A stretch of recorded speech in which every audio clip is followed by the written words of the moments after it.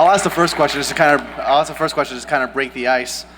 How did it feel going from a small little bed like that to go to sleep into finally being in a nice big bed again? Yeah, I do have a king-size bed at home, but the best sleep I ever had was up in space. You guys are all young, most of you, but as you get older, like I am, you know, old injuries hurt when you go to bed. You know, if the bed's too hard or too soft or your back hurts. But in space, I slept standing up for 4 months, and so all those pressure points that you have are gone. Yeah. It takes you a little while not to have a pillow.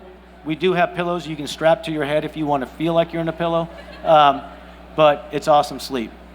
But it was nice to get back to my bed. Yeah, it's awesome. All right, well, we have already our line of questions, so okay, let's awesome. Go ahead. We're gonna limit to one question only, so we can make sure we get everyone in. So, you first, sir. How you doing? Thanks for coming. I didn't expect you to come, but cool. Awesome surprise. I'm one of the kids who wants to be an astronaut when he grows up. I did space camp the whole 9 yards when I was little. And I'm going to be taking the naval aviation test in the coming months to kind of start the process. I was wondering about how you got into it and what the selection process was like. And hopefully tell me I'm not too tall. No, you're not too tall. How tall are you? 6'5". I think you're good. We've had you're borderline for the Soyuz vehicle, but by the time you get accepted and you fly in space, we'll have a U.S. vehicle, so you'll be good to go. The selection process is difficult. Right now we have about 50 active astronauts, so it's really competitive. All you need is a degree in any of the math, engineering, any of the sciences. My background's in geology. We have military pilots. We have non-pilot military. My background by schooling was geology, but I was a school teacher when I got hired. I was teaching middle school. We have engineers, vets, so you name it. So anybody who's thinking about being an astronaut, I would say pick whatever you like to study, because then it's more fun. As long as it's in the sciences, you have a good chance. And the military is a great way to go. So you're in good shape. Good luck. Thank you. Hi.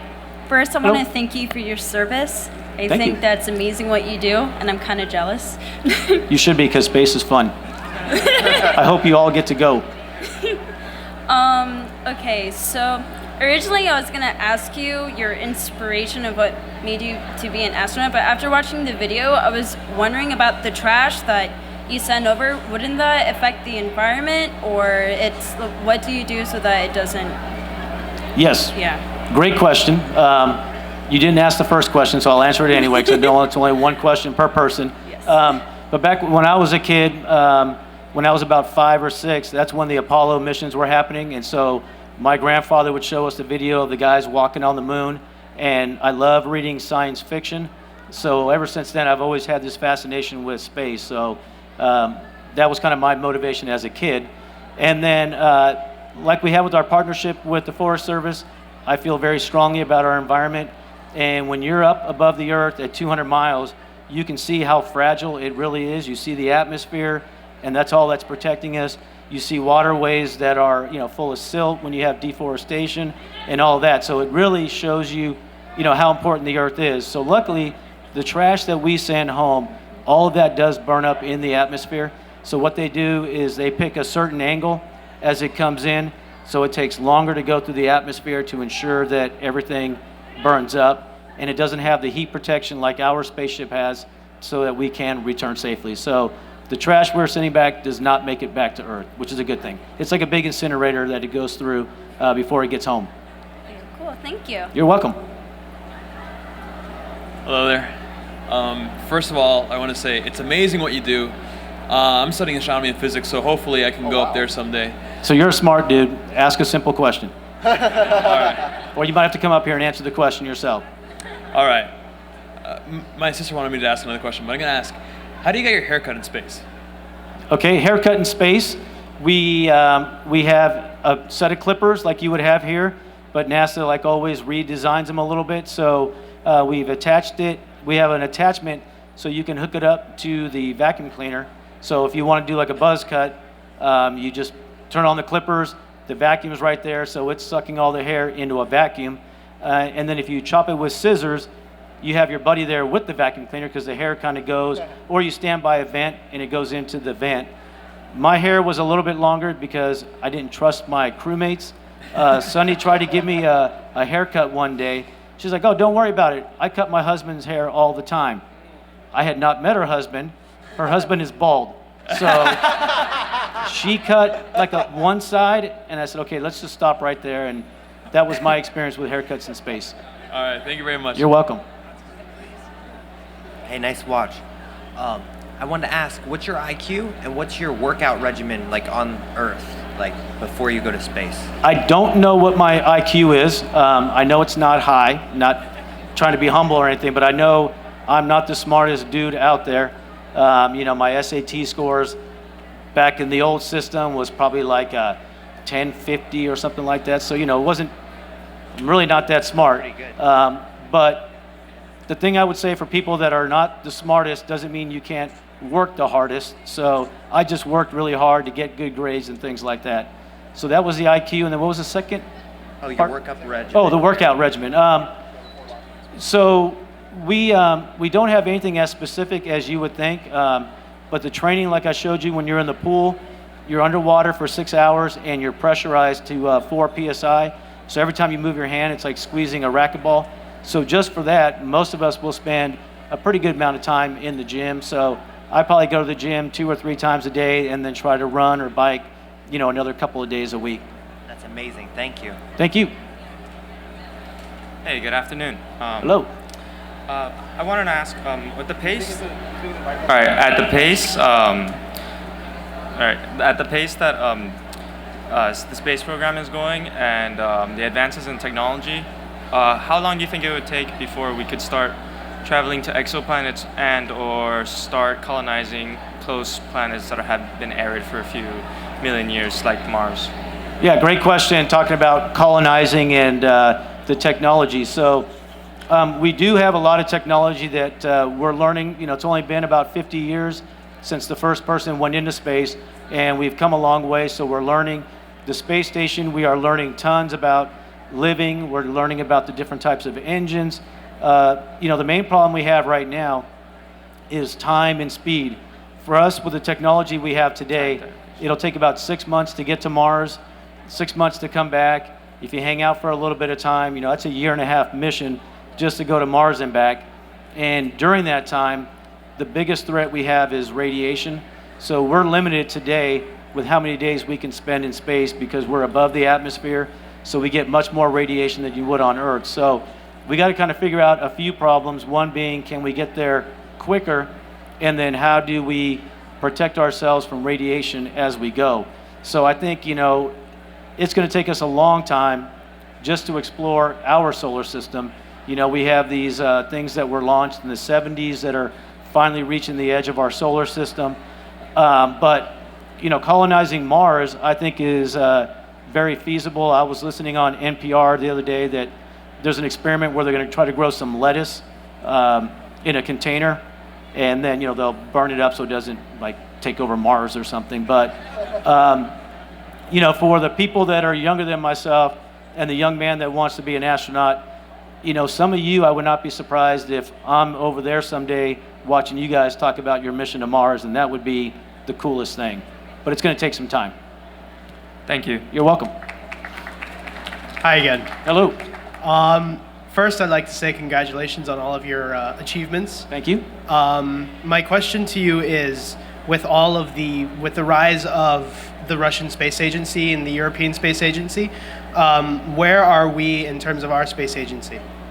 Yeah, that's a great question. It's pretty amazing. The space station, one of the beautiful things about the space station is that it really showed what you can do with international collaboration. There's no way any one country could have built it. It was expensive, and we all don't have the same expertise. So it took all of us together to put the space station together. I would still say that we have, even though the Russians are the only ones that have a vehicle in which humans can fly to space, I still, can say that NASA has the premier space agency on the planet. I mean, we are doing things that, if you're interested in, we don't have time and I don't want to bore people, but we're doing a lot of cool things, and not that the others aren't, but we have a bigger budget and we do things a little bit different. So I think having those 3 agencies work together works really, really well. And if we're going to start colonizing planets, I see us doing that more as a international collaboration. And hopefully, in the next probably 2 or 3 years, you're going to see rockets once again, flying right up here off of the coast of Florida. So that'll be happening in the next few years, and I can't wait to see it. All right, thank you. You're welcome. Hi. I have 3 questions, if that's okay. Ask 2, please. 2? Okay. If you can, speaking to the microphone, if you want, you can fidget with the thing. All It's right. not gonna I'm break. sorry. He's dealing There you with go. you. He's compromising. That's good work. All right. So, can you kind of summarize the last, in your words, last 24 hours before a space shuttle mission? Because I've seen them launch from Cape Canaveral, and I just want to know how it feels, like the anticipation and the tension before ignition. Okay, so what's it feel like the 24 hours before you fly? Yeah. It's it's a really, really neat time, and one that we really appreciated. And actually, I got to witness it, live through it twice, because the first time we were going to launch, I'm in the shower getting ready. It's about maybe 7 hours before launch, getting ready to put my spacesuit on. And I get out of the shower, I'm drying up, and there's a knock on my door that says, "Hey, we've scrubbed for the day because of a problem." So in my mind, I was mentally like, okay, I got my game face on, I'm ready to go. And then we canceled for about 4 or 5 days later. So I got to experience it a second time. But really, you've spent the last, 1, 2, 3 years training that you're really ready to go. And it's like the feeling maybe some of you had when you're coming here. It's like, dude, Comic-Con's coming, it's coming, I'm ready. And you're excited to go and do it. And so it's kind of like that, where it's just, you're happy that it's finally coming. You feel really prepared. So it's actually, you're a lot more comfortable than you might think before you put your butt on a rocket. And of course, talking to family and friends is always important, because going to space is risky. And so it's the risk we all kind of accept. So you want to make sure when you leave that everything, mentally, spiritually, all of that is in good order. And my last question is, all right, let's say there's somebody who wants to be an astronaut, but then he sees the movie Gravity and he's kind of frightened. What do you tell them? If the movie Gravity scares you from being an astronaut, then don't be an astronaut, because going to space is scary. I mean, gravity, of course, is Hollywood, and for the physicists out there, we know it was all bogus, but the graphics were awesome. I mean, that's what it's like to float in space. And even though it wouldn't happen to that degree the way they showed it, we do train for things like that, like getting hit by some of these micro meteorites. And so it's scary. So I would tell people, I told my mom not to watch it, so she's forbidden to watch that movie. But I think it's something good for people to see, that even though we've been fairly successful, it is risky going to space. So any future wannabe astronaut, I would watch all of those scary movies, and I would look at some of the real accidents that we've had on other vehicles to remind you that, what you want to do is kind of dangerous, but it's totally worth it. As you can see, we're always smiling in space. All right, thank you. You're welcome. Thank you. Hi. What's it like to use the bathroom in space? I was waiting for the bathroom question. It took so long. Because of time, I won't show you. I have a video I could show you on using the bathroom, but this is kind of a PG event, so I won't do that. We have a toilet in space, and you need more time than you need here on Earth. On Earth, you have gravity working in your favor, so when you sit down or whatever to do your deal, gravity helps separate those things that you don't want next to you. That helps them separate, and you don't have that in space. So I'm trying to be delicate. I can get to the point if you want, but It's just they're just floating. yeah, you don't want to see that Snicker bar floating through the cabin, and so that's not a good day. So to urinate, we have a hose that works for both male and females, and there's a small amount of suction that helps take that urine away. We recycle it, and we actually drink it, so urine tastes good after it's recycled. And just so I don't get sued, I don't want anybody going home, getting your vacuum cleaner out until the astronaut pees into a vacuum, so I want to pee in the vacuum. So don't do that. It's different. And don't drink your urine. And then, yeah, you can recycle it and then drink it. And then for doing number 2, you have to get a good seal on the toilet seat. And again, there's a little bit of suction there so that when things do separate, it makes sure that it stays separated. So in the space station, we poop into little plastic bags, and then we seal that up, and that goes inside of a metal container. And when that metal container is full, we get another one. So I wear a glove on one hand because it's not always super clean. So hopefully that was graphic enough to let you know what it's like to pee and poop in space. Thanks. Thanks for asking. Here, if you want. What was your favorite part about Zero-G? So my favorite part, did you guys see this cool uniform she has on? It's totally awesome. I'm She's jealous. in a little NASA uniform. It's actually really cute. So, yay. I think there's two things that's cool about being in space. The first one I think I kind of told you is floating. Again, I was a big Spider-Man fan, so every chance I have, and in the lab, the US lab, we have a net that covers one of the experiments so we don't bump it. And so I would just, talking to my buddies, I would just kind of hang on the net, kind of like you see Spider-Man just hanging on the wall. So that was totally cool. And every morning when I would get up, I would float through the US lab, and I was usually the first guy up, so it was dark, it was quiet, and I would just push myself really slowly and float through the lab, just thinking how cool it is. And then looking at the Earth, you guys saw some of the pictures. You never get tired of looking at the Earth. It's incredible, it's beautiful. So those are my two favorite things to do, float and look out the window. Okay, thanks. You're welcome. We got time for like 2 more questions, Oh. so we got this. Okay. Hypothetical question. If you were to have taken a frog up into space with flies, how would the microgravity affect the frog, like being able to catch them? So in the frog catching something, or the frog being able to leap? The frog being able to probably leap over and then catch the fly to eat it. So that's a good question. Is that a real frog? Oh, it's pretty cool. It looks real. Don't shake it. So that was one of the things that we were doing with this spider. Is a student from Egypt wanted to know the way this spider works is it jumps, and as it jumps, it leaves a string of web behind it. So when it catches something, it can then, kind of like a pendulum, it can come back. And so we wanted to see, could this spider learn how to do that in space? And we did capture video of the spider doing it.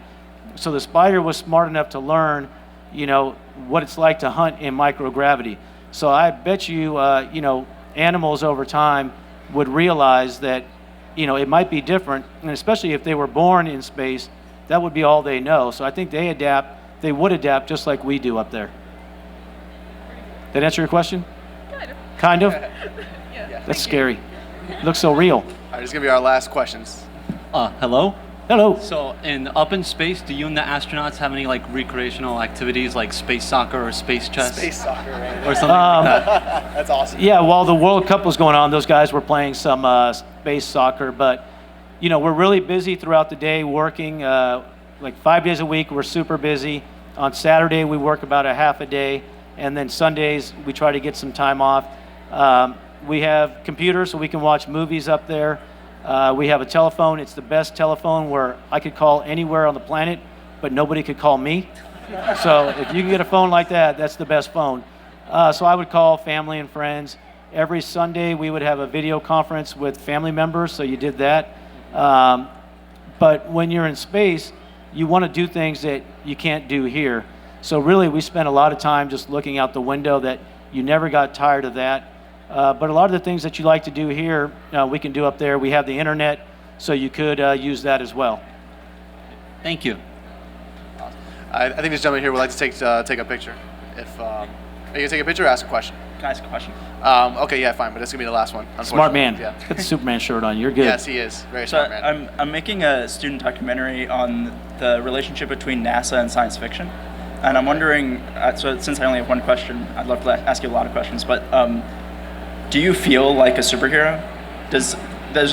I feel like there are a lot of similarities, and I'm wondering if you've thought about that, or if you feel like people look up to you, and if you feel yourself as a superhero. Well, that's a good question. So I think, NASA is kind of science fiction. When you look at some of the things that we're doing today, they showed that in Star Trek, and now we're actually doing it. So I think we're living what was science fiction when I was a kid. We're now living that way.